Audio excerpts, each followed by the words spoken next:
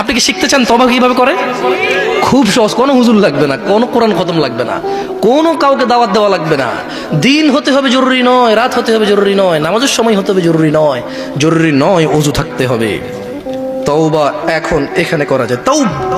মানে রিটার্ন। তওবা মানে কি? রিটার্ন মানে ফিরে আসা। ধরেন একটা লোক জিনা করে, সে বলে যে না আস্তাগফিরুল্লাহ, আল্লাহ আমাকে ক্ষমা করুন, আমি আর জিনা করব না। এই লোক তওবা করেছে। এই লোক কি করেছে?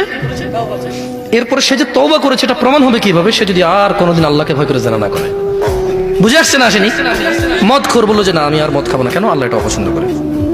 তো এটা কিভাবে মানে তওবা বলে গণ্য হবে? যখন সে আর এই কাজ করবে না, যখন সে আর এই কাজ।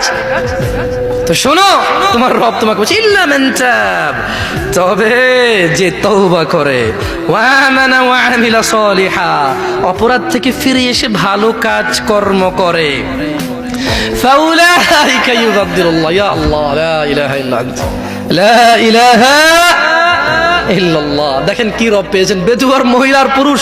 কোরআনটা পড়ো, দেখো কি পেয়েছো, কার থেকে দূরে।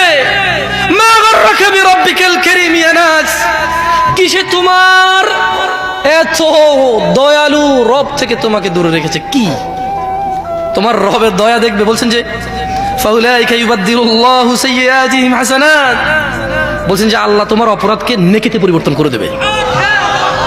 তোমার জিনা এটা নাকি নেকি হয়ে যাবে, তোমার মদ এটা নাকি নেকি হয়ে যাবে, তোমার অন্যায় অপরাধ এটা নাকি সওয়াব হয়ে যাবে।